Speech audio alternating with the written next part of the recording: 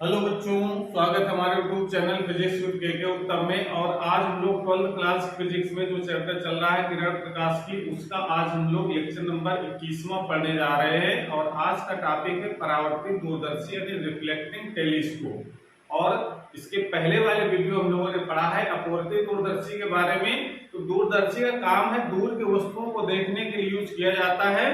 तो अपवर्तित दूरदर्शी में जो अभिदर्शक लेंस लगाया जाता है उसमें वो देखा हम लोगों ने कि वो बड़ी फोकस दूरी और बड़े द्वारक का होता है। लेकिन बड़े द्वारक होने के कारण उसके द्वारा जो प्रतिबिंब बनता है उसमें गोली विवर्तन का दोष आ जाता है, और बड़ी फोकस दूरी होने के कारण उसमें वर्ण विवर्तन का दोष आ जाता है। तो ये दोष क्या होते हैं इसको हम लोग भी आगे देखते हैं क्या होते हैं ये वर्ण विवर्तन और गोली विवर्तन। लेकिन अभी हम लोग परावर्तित दूरदर्शी की रचना और इसका किरण आरेख हम लोग पहले सीख लेते हैं।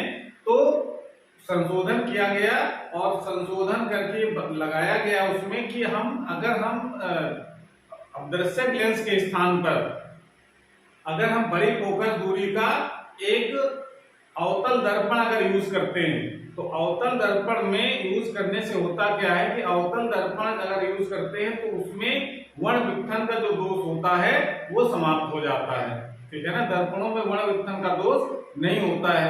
तो और गोली विवर्तन का अगर दोष अगर उत्पन्न हो गया है तो उसको दूर करने के लिए अगर हम गोली अवतल दर्पण के स्थान पर अगर परवलयाकार दर्पण का यूज कर देते हैं तो वो भी दोष खत्म हो जाता है।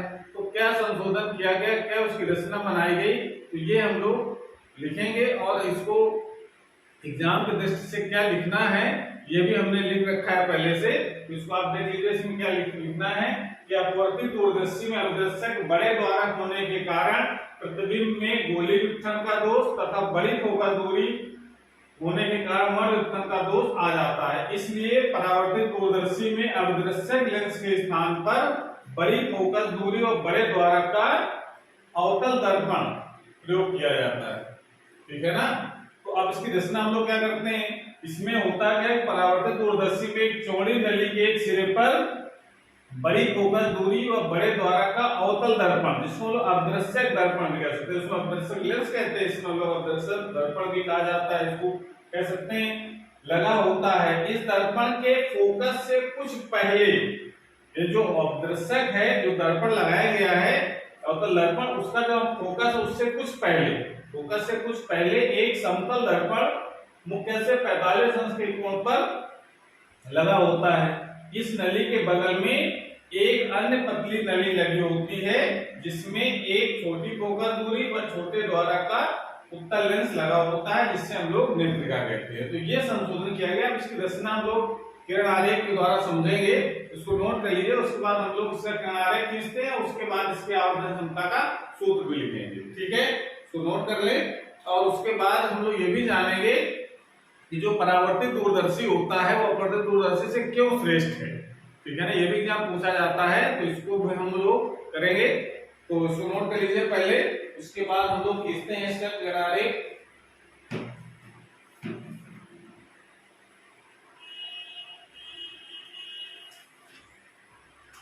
इसका किरण आरेख हम लोग कैसे खींचेंगे ये जरा देखना है, इंपॉर्टेंट भी है किरण आरेख। जैसा रचना हम लोगों ने पढ़ी अभी और उसमें देखा कि इसमें क्या होता क्या है, एक बड़ी फोकस दूरी व बड़े द्वारक का अवतल दर्पण होता है जिसको एक नली के एक सिरे पर लगा दिया जाता है। ये अवतल दर्पण हो गया। ठीक है ना, ये नली पर ऐसे फिट रहता है, नली पूरी हो गई और उसके एक सिरे पर इसको फिट कर दिया गया। समझो कि नली आपकी ये हो गई ऐसे, और उस नली के एक सिरे पर इसको फिट कर दिया गया। ठीक है, और आरेख में सब नली नहीं दिखाएंगे। और इसका ये मुख्य अक्ष हम लोग ड्रा कर लेते हैं, और इसका कहीं जो फोकस होगा वो मान लेते हैं यहाँ पर है। उस फोकस से कुछ पहले एक समतल दर्पण लगा होता है। फोकस जो होता है उससे कुछ पहले कितने अंश पर, 45 अंश के कोण पर, यानी ये जो एंगल बन रहा है कितना होना चाहिए, 45 डिग्री। ये यहाँ पर समतल दर्पण लगा होता है। अब चूंकि जानते हैं कि इसका यूज हम लोग दूर की वस्तु को देखने के लिए करते हैं, तो इसका वस्तु कहाँ होगी, बहुत दूर यानी अनंत पर वस्तु रखी होगी। तो हम मान लेते हैं जो वस्तु रखी है वो कहाँ है, अनंत पर। ये हमारी वस्तु है AB जो रखी हुई है अनंत, ये अनंत पर वस्तु हो गई।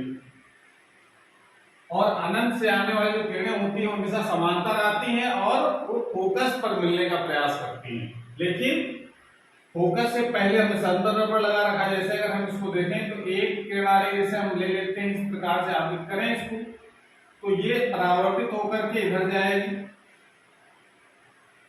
और एक दूसरी प्रकाश किरण को और लेते हैं। ये आपस में कैसी है, समांतर। समांतर होने के कारण ये फोकस तल पर मिलने का प्रयास करेंगे, तो इस प्रकार से ये इधर तरफ जाएंगे ऐसे। अब ये दोनों किरणें, अगर ये दर्पण ना होता, अगर ये दर्पण न लगा होता तो ये दोनों किरणें कहाँ मिल जाती, फोकस ऐसे यहाँ पर दोनों मिल जाती है, ठीक है ना। लेकिन ये यहाँ पर मिलने के पहले ही यहाँ पर एक हमने इसीलिए दर्पण लगा रखा है, समतल दर्पण, कि वो मिलने न पाए वहां पर। ये समतल दर्पण यहाँ पर लगा दिया जाता है, जिससे पहले ही ये दर्पण में टकराती है और वहां से परावर्तित होती है। ये दर्पण लगा रखा है तो यहाँ से टकरा करके ये परावर्तित होंगे ऐसे, और इधर से भी परावर्तन होगा और ये किरणें यहाँ पर मिल जाती हैं। इस प्रकार से ये एंगल आप मान चलना, ये एंगल कितना होगा, 45 डिग्री का। 45 अंश कोण का समतल दर्पण लगा होता है। अब ये जो यहाँ पर मिलती है तो इस जगह इस वस्तु का प्रतिबिंब बनता है, यहाँ ये बन जाता है प्रतिबिंब। अब इसको हम लोग एक मुख्य अक्ष, यहाँ बगल में जो एक हमने अभी ड्रा नहीं किया है, यहाँ पर लगा होता है एक छोटी फोकस दूरी, छोटे द्वारा का उत्तल लेंस, जिसको हम लोग क्या कहते हैं, नेत्रिका। ये बगल में फिट रहता है, ठीक है ना। उसके बगल में एक छोटी नली लगी रहती है, तो यहाँ पर एक नेत्र लेंस की तरह काम करने के लिए हमने यहाँ पर लगा दिया। इस तरफ हमारी यहाँ पर आंख होती है, यहाँ से हम लोग देखते हैं इसको, ठीक है ना। तो ये इसका मुख्य अक्ष है नेत्रिका का। अब यहाँ अब चूंकि नेत्रिका ये हमारी वस्तु प्रतिबिंब बन गया A डैश और B डैश। वस्तु हमारी AB है जिसका प्रतिबिंब बना है A डैश और B डैश। अब ये जो A डैश B डैश इस नेत्रिका के लिए वस्तु का काम करेगा। तो चूंकि छोटी फोकस दूरी का होता है, इसका यहाँ पर कोई फोकस होगा इसका नेत्रिका का FE मान लेते हैं, ठीक है। इधर ही फोकस होगा इसका, फोकस इसका इधर कहीं होगा FE डैश। अब मुख्य अक्ष के समांतर जो प्रकाश वस्तु काम कर रहा है, इसके किरण आरेख खींचना है, तो मुख्य अक्ष के समांतर जो प्रकाश किरण आएगी वो तो अपवर्तन के बाद फोकस होकर के जाएगी ऐसे, ठीक है ना। और जो प्रकाशिक केंद्र, इसका प्रकाशिक केंद्र होगा यहाँ, जो प्रकाशिक केंद्र से होकर के प्रकाश किरणें जाएगी वो इधर निकल जाएंगी। अब देखो दोनों इधर अगर बढ़ाते हैं तो ये कहीं नहीं मिलेंगे। जब इनको हम पीछे बढ़ाते हैं ऐसे, तो इस जगह इसका प्रतिबिंब या मिलती हुई प्रतीत होती है, तो यहां पर इसका प्रतिबिंब दिखाई पड़ता है हमको।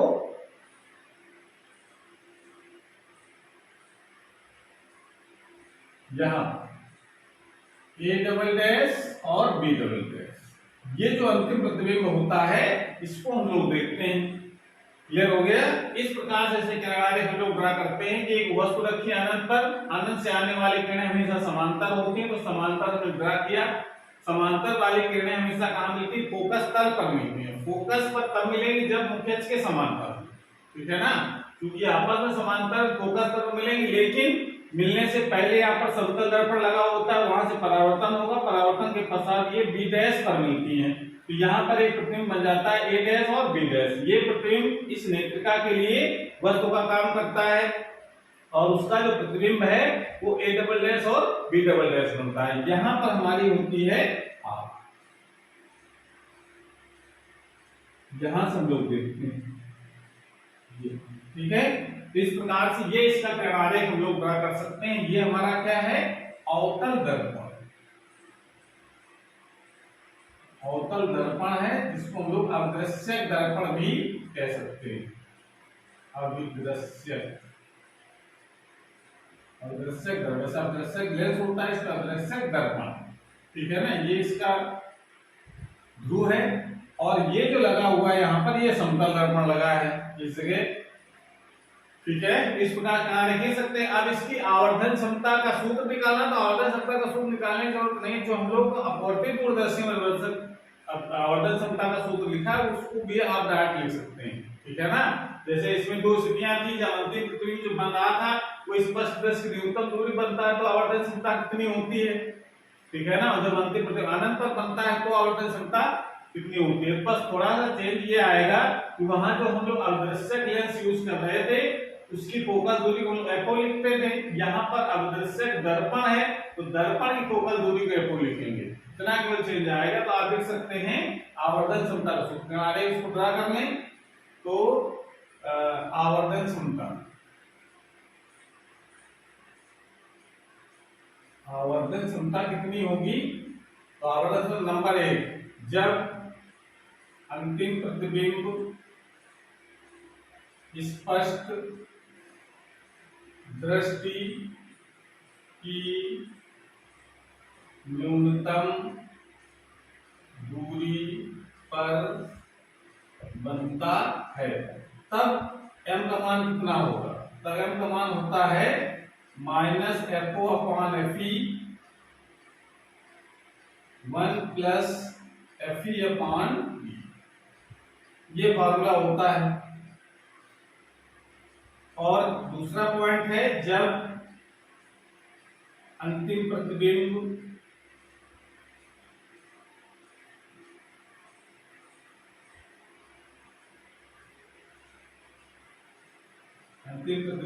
अनंत पर बनता है,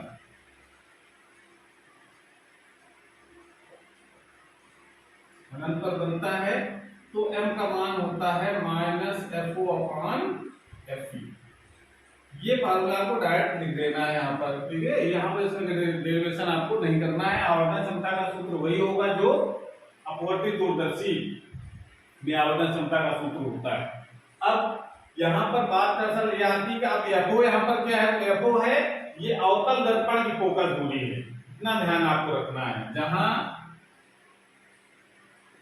एफओ अवतल दर्पण, अवतल दर्पण की फोकस दूरी तथा एफई, एफई तो नेत्रिका की फोकस दूरी जो लेंस लगा हुआ है तो यहां पर लिख सकते हैं नेत्रिका की फोकस दूरी, ये हमारी ये इसको हम लोग नेत्रिका कहेंगे। नेत्रिका ये लेंस ये होता है छोटी फोकस दूरी का, लेकिन अदृश्य जो होता है वो दर्पण होता है, ठीक है। तो इस प्रकार से इसको नोट कर सकते हैं। अगर हम इस अवतल दर्पण के स्थान पर अगर हम परवलयाकार दर्पण का यूज करते हैं तो फिर जो गोली वितरण का जो दोष होता है वो भी पृथ्वी पर नहीं दिखाई पड़ता है, ठीक है ना। तो इस तरीके से हम ये संशोधन करके ये हम परावर्तित दूरदर्शी को बना सकते हैं। तो इतना आपको एग्जाम में लिखना है। उसके बाद एग्जाम में ये पूछ लिया जाए कि परावर्तित दूरदर्शी वो अपवर्तित दूरदर्शी से क्यों श्रेष्ठ है, ठीक है ना। तो उसका भी रीजन आपको लिखना है। तो क्या लिखेंगे उसमें, इसको नोट कर लें, पहले इसको ड्रा कर लीजिए, उसके बाद फिर हम लोग ये भी रीजन जान लेते हैं और फिर दोष के बारे में जाने कि ये वर्ण वितरण और गोली वितरण के दोष होते क्या है, ठीक है। इसको नोट कर लें।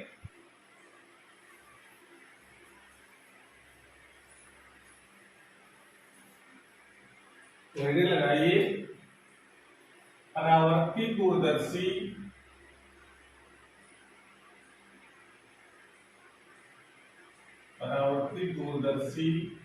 अपवर्ती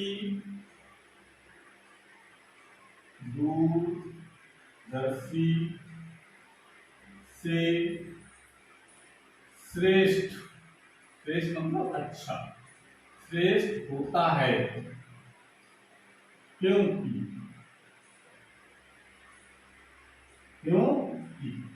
क्यों श्रेष्ठ होता है? देखिए परावर्तित दूरदर्शी इसलिए कहते हैं कि इसमें दर्पण लगा होने का प्रकाश का परावर्तन होता है, इसमें परावर्तित दूरदर्शी, इसमें लेंस होते हैं अपवर्तित दूरदर्शी में, तो अपवर्तन होता है इसलिए इसको अपवर्तित दूरदर्शी कहते हैं। ठीक है, तो अब परावर्तित दूरदर्शी अपवर्तित क्यों श्रेष्ठ होता है उसका रीजन लिखना है। तो पहला कारण लिख सकते हैं परावर्तित दूरदर्शी में बने परावर्तित दूरदर्शी में बना प्रतिबिंब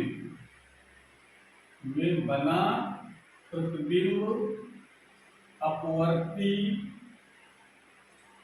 दूरदर्शी से अधिक चमकीला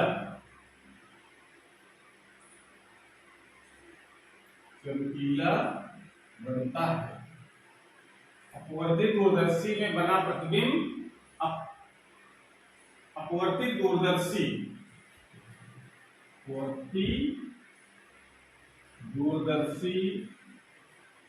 से बने प्रतिबिंब परावर्तित दूरदर्शी में बना प्रतिबिंब अपवर्तित दूरदर्शी से अधिक चमकीला बनता है।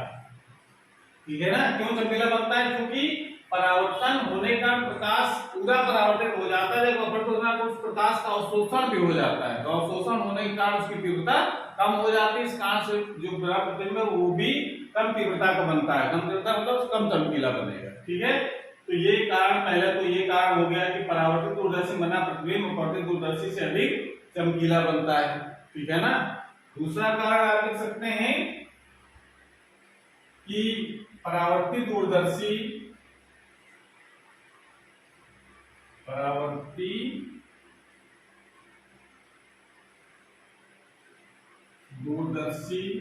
में वर्णविपथन का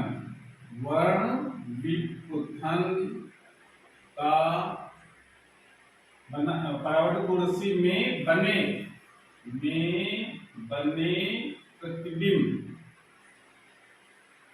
प्रतिबिंब में वर्णविपथन का दोष नहीं होता है। ये और विशेषता होती है, परावर्तित दूरदर्शी में बने प्रतिबिंब वर्णविपथन का दोष नहीं होता है, जबकि अपवर्तित दूरदर्शी में वर्णविपथन का भी दोष होता है। वो दोष क्या है? दोष ये है कि चूंकि प्रकाश दूर से आ रहा है और दूर से आने वाला जो प्रकाश होता है उसको लोग साधारण प्रकाश कहते हैं। सूर्य से आने वाला प्रकाश उसको 7 रंगों से मिलकर के बना होता है, तो जब किसी लेंस से गुजरता है प्रकाश उसको 7 रंगों में बंट जाता है। तो जैसे अगर मान लेते हैं एक ये लेंस रखा हुआ है और इस लेंस के पास में अगर कोई वस्तु रखी है, दूर रखी, कहीं पर भी रखी है, तो होता क्या है, मान लीजिए ये लेंस है और यहां से प्रकाश ये आपतित हुआ, तो होगा क्या, ये 7 रंगों में बट जाएगा और 7 रंगों में बट करके ये अलग अलग पॉइंटों पर मिलता है। जैसे यहाँ कुछ यहाँ मिलेगा, मान लीजिए ये वाला बैंगनी वाला कलर यहाँ हो जाएगा, ठीक है ना, लाल वाला थोड़ा सबसे दूर मिलेगा। वो इसका रीजन क्या है? वस्तु हमारी यही है, लेकिन इमेज देखिए सबकी अलग अलग बन रही है। ये वस्तु हमारी हो गई और ये हमारी हो गई इमेज बैंगनी कलर की और ये इमेज हो गई रेड कलर की, और बाकी इसके बीच वाले जो इंडिगो प्योर वाला जो क्रम होगा वो सब यहाँ पर रहेगा। तो ये जो दोष होता है, ये जो प्रतिबिंब जो होता है वो अस्पष्ट रंगीन बन जाएगा, अलग अलग रंगों का भी दिखाई पड़ेगा। वस्तु एक ही है पर यहाँ बैंगनी कलर का, यहाँ इंडिगो का, यहाँ ब्लू, इस तरीके सब अलग अलग कलर के प्रतिबिंब दिखेंगे और ये फैल जाता है। तो फैल जाने के प्रतिबिंब अस्पष्ट हो जाता है। तो इसका मतलब इसको जो वर्णविपथन का मतलब होता है कि जब साधारण प्रकाश किसी लेंस से गुजरता है तो 7 रंगों में बंटने के कारण प्रिज्म जैसा व्यवहार करने लगता है ये, ठीक है ना, और उसके कारण ये जो प्रतिबिंब है वो अलग अलग बन जाते हैं, अलग अलग कलर के, ठीक है ना। तो ये किसी लेंस द्वारा जो अलग अलग रंगों के प्रतिबिंबों का बनना ये कहलाता है वर्णविपथन। और नारायण, तो ये जो दोष होता है इसको हम लोग कहते हैं वर्णविपथन। तो जैसा इसका कारण क्या है, ऐसा क्यों हो जाता है, क्योंकि हम लोग जानते हैं कि लेंस की जो फोकस दूरी होती है उसका फार्मूला ये हम लोग जानते हैं, और इस फार्मूले से ये पता चल रहा है कि फोकस दूरी जो होगी वो n पर डिपेंड करेगी। भाई लेंस तो हमारा ये एक ही है, तो R1 R2 तो सेम होंगे जो वक्रता दिए हैं, लेकिन n जो अपवर्तनांक है वो अलग अलग रंगों के लिए अलग अलग होता है। जैसा हम लोग जानते हैं कि NV यानी बैंगनी कलर का जो अपवर्तनांक होता है वो सबसे ज्यादा होता है, और लाल रंग का जो अपवर्तनांक होता है वो सबसे कम होता है, ठीक है ना। तो जब अपवर्तनांक ज्यादा होगा तो फोकस दूरी क्या होगी उसके लिए सबसे कम, तो इसका मतलब फोकस दूरी जो होगी बैंगनी कलर की वो सबसे कम हो जाएगी, और होते होते लाल रंग के लिए जो फोकस दूरी होगी सबसे ज्यादा होगी। तो जब फोकस दूरी ज्यादा हो इसका मतलब है कि जो बैंगनी कलर के लिए फोकस दूरी कम होने का ये पहले फोकस हो जाएगा। आप इस तरीके से इसको समझ सकते हैं, जैसे दूर से आने वाला प्रकाश है,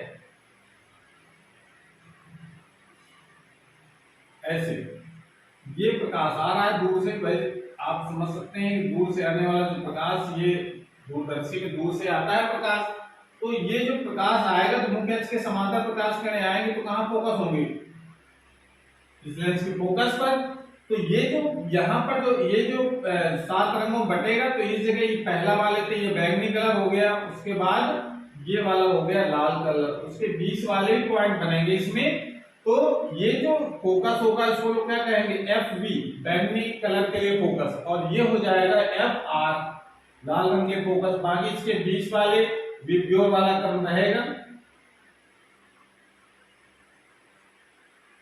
इस तरीके से, वो Y हो जाएगा विप्योर GY OR, ऐसे करके बना सकते हैं आप, ठीक है ना। यानी बीच वाले कलर आप दिखा सकते हैं, ठीक है, कंजस्टेड हो जाता है इसलिए आपको कंफ्यूज नहीं होना है। बीच वाले जितने भी कलर होंगे विप्योर वाले वो सब बीच में, बी और आर तो हमने बना दिया, बाकी इसके बीच में कलर ये बन जाएंगे। तो इसका मतलब ये दूर से आने वाला जो प्रकाश होता है ये अलग अलग बिंदुओं पर फोकस होता है, तो इस कारण से इसका प्रतिबिंब अलग अलग रंगों के बन जाते हैं, ठीक है ना। तो ये इसका मतलब है साधारण प्रकाश से प्रकाशित किसी वस्तु का प्रतिबिंब रंगीन व अस्पष्ट बनना, ये जो दोष होता है इसको लोग कहते हैं वर्णविखंडन। वर्ण मतलब कलर, तो अलग अलग कलरों का बनना ये वर्णविखंडन कहलाता है। तो इसका मतलब है कि जब फोकस अलग अलग जब होंगे तो अलग अलग बिंदुओं पर फोकस हो जाएगा प्रकाश। तो इस कारण से क्या होगा, अब यहां से देखने से पता चल रहा है कि NV जिसके लिए ज्यादा होगा उसके लिए फोकस सबसे कम हो जाएगा, ठीक है ना। तो बैंगनी के फोकस सबसे कम और लाल रंग के फोकस सबसे फोकस जो सबसे अधिक होगी, इस कारण से अलग अलग बिंदुओं पर फोकस हो जाता है। तो ये जो दोष है इस दोष का निवारण हम लोग कर सकते हैं कि अगर हम लेंस के स्थान पर दर्पण यूज कर लें, तो ये दर्पणों में दोष नहीं पाया जाता। वर्ण विखंडन का दोष, वर्ण विखंडन का दोष दर्पण द्वारा बने प्रतिबिंब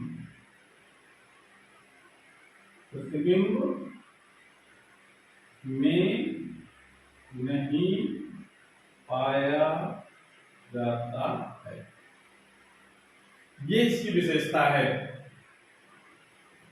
वर्ण विखंडन का दोष जो होता है वो दर्पण में नहीं, जो दर्पण में ये जो वर्ण विक्षेपण हो रहा है वो होता नहीं, यहाँ पर वर्ण विक्षेपण होने के कारण ये अलग अलग बन जाते हैं। दर्पण में वर्ण विक्षेपण घटना होती नहीं, इस कारण से उसमें ये दोष नहीं पाया जाता। इसी कारण से हम परावर्तित दूरदर्शी में दर्पण का यूज कर देते हैं, ठीक है ना।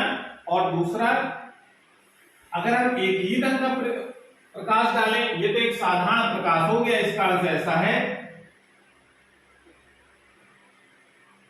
साधारण प्रकाश। साधारण प्रकाश सूर्य से आने वाला प्रकाश,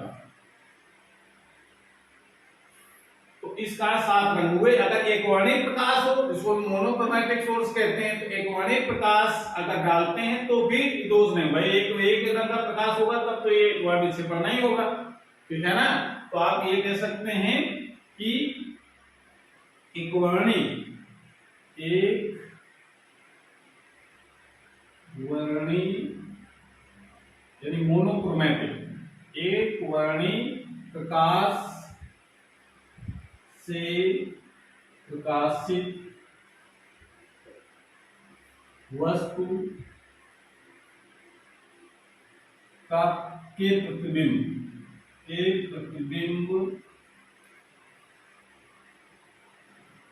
में वर्ण विघटन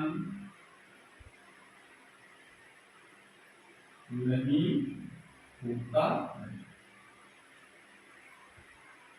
ये भी कह सकते हैं, लेकिन अब चूंकि दूर से आने वाले प्रकाश को वो लोग गौणी बना नहीं सकते हैं, ठीक है ना, इस कारण से ये तो पॉसिबल नहीं है कि अभी गौणी प्रकाश जो कल भाई चंद्रमा को देखना है या नक्षत्रों का अध्ययन करना, तो जो भी प्रकाश वहां से आ रहा है वही प्रकाश से प्रकाशित होगी वस्तु और उसी के कारण हमको प्रतिबिंब दिखाई पड़ेगा। तो ये तो पॉसिबल नहीं हो पाता है परावर्तक दूरदर्शी में, लेकिन ये चीज पॉसिबल हो जाता है कि दर्पण अगर हम यूज कर ले तो फिर हम इस दोष को दूर कर सकते हैं।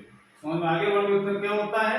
वर्ण विघटन का मतलब साधारण प्रकाश से प्रकाशित किसी वस्तु का लेंस द्वारा बना प्रतिबिंब रंगीन व अस्पष्ट होता है, इस दोष को हम लोग कहते हैं वर्ण विघटन।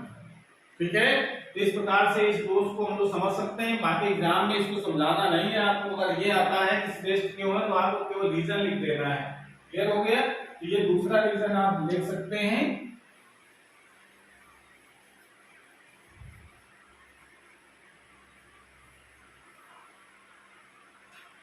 परावर्तक दूरदर्शी बने प्रतिबिंब वर्ण विघटन का दोष नहीं होता। तीसरा कारण और लिखा जा सकता है कि परावर्ती दूरदर्शी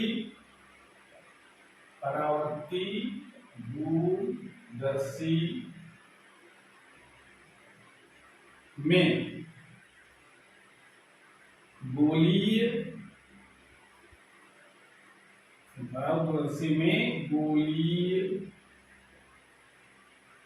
अवतल दर्पण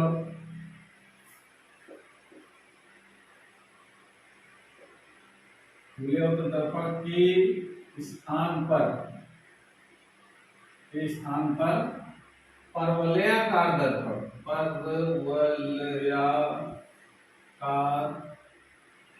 दर्पण का उपयोग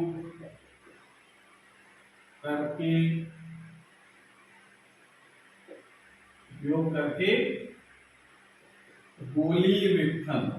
गोलीय विघटन के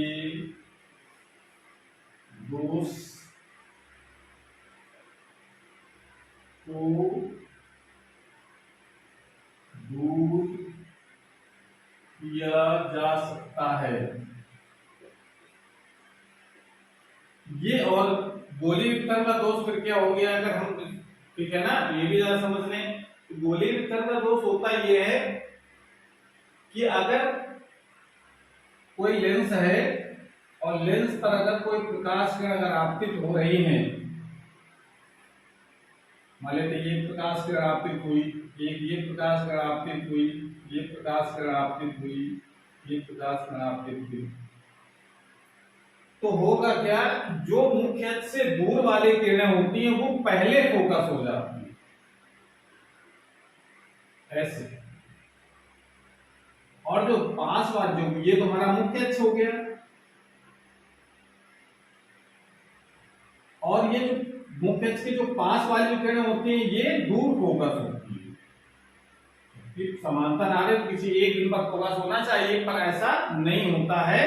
तो ये जो दोष होता है इसको लोग कहते हैं गोली विघटन का दोष, यानी मुख्य अक्ष के पास व दूर वाली किरणें एक बिंदु पर फोकस नहीं होती हैं, तो इसके कारण प्रतिबिंब अस्पष्ट हो जाता है, और इस दोष को हम लोग कहते हैं गोली विघटन। तो इस जो दूर वाली किरणों को नाम देते हैं हम लोग सीमांत किरणें,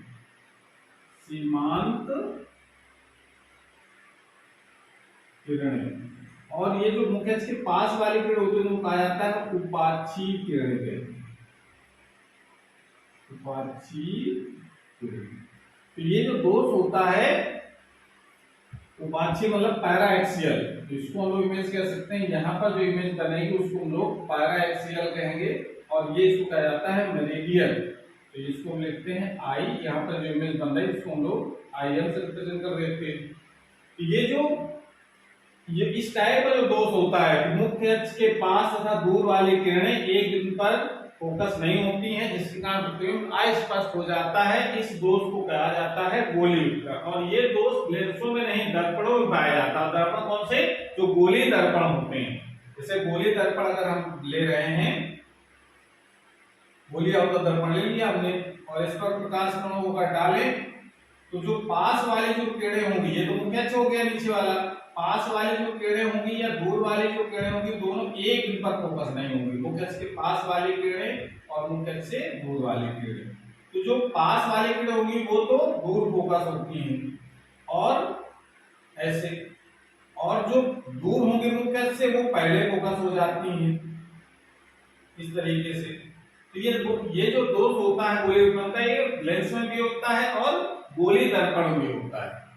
उसका कारण ये है कि गोली वितरण का दोष है वो इस कारण से उत्पन्न होता है कि ये जो लेंस जो होते हैं या गोली दर्पण होते हैं वो गोली आकृति होने के कारण ही दोष होता है। और गोली आकृति होने के कारण कई तो प्लेन तो होते नहीं, कर्व शेप में होते, गोली का मतलब गोला से काट करके बनाए गए हैं, ठीक है ना। इस कारण से गोली आकृति होने के कारण जो केंद्रीय भाग की जो वक्रता फोकस दूरी होती है वो कह सकते हैं कि वो सबसे ज्यादा होती है, ठीक है ना। गोली आकृति होने के कारण विभिन्न भागों की जो वक्रता, विभिन्न भागों की जो फोकस दूरियां होती है वो अलग अलग होती है, एक ही नहीं होती।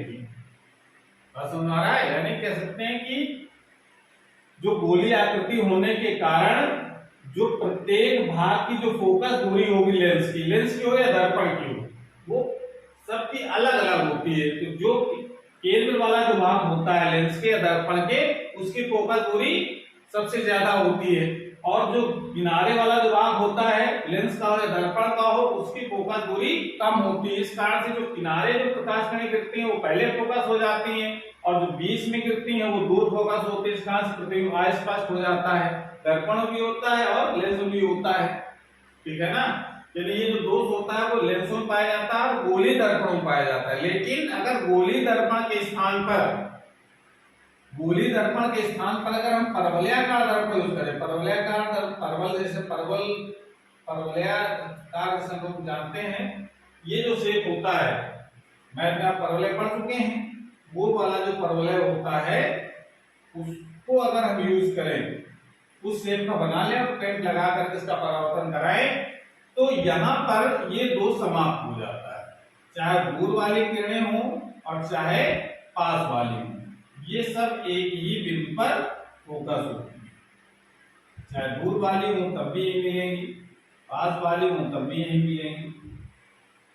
दूर वाली होंगी, पास वाली होंगी, सब एक ही जगह मिलती है। प्रतिबिंब इसका एक ही जगह और स्पष्ट बनता है। तो ये कह सकते हैं कि गोली दर्पण के स्थान पर जो परावर्तन गोली दर्पण लगा, उसके स्थान पर अगर हम परवलयाकार दर्पण का उपयोग करें, गोली वितरण को दूर कर सकते हैं। और वर्ण वितरण का दोष हमने कहा दर्पण पाया ले जाता है, तो इसका मतलब कह सकते हैं कि परावर्तन में न गोली वितरण और न वर्ण वितरण का दोष नहीं पाया जाता, इस कारण इसको श्रेष्ठ मानते हैं, ठीक है ना। तो ये रीजन आप लिख सकते हैं। और एक रीजन और बताया जा सकता है, तो क्लियर हो गया ना। गोली वितरण का मतलब दूर और पास वाली किरणें, जो मुख्य अक्ष के पास या दूर वाली किरणें होती हैं, एक बिंदु पर फोकस होकर के अलग अलग बिंदुओं पर फोकस होते हैं। इसका मतलब कैसा हो जाता है? अस्पष्ट, ठीक है ना, स्पष्ट नहीं बनता है। इस दोष को हम लोग गोली वितरण कहते हैं। तीसरा कारण आप लिख सकते हैं, चौथा कारण लिखा जा सकता है कि बड़ा द्वारक की जरूरत हमको है। चाहे दर्पण लगाएं परावर्तन में, चाहे अपवर्तन में लेंस लगाएं, तो बड़े द्वारक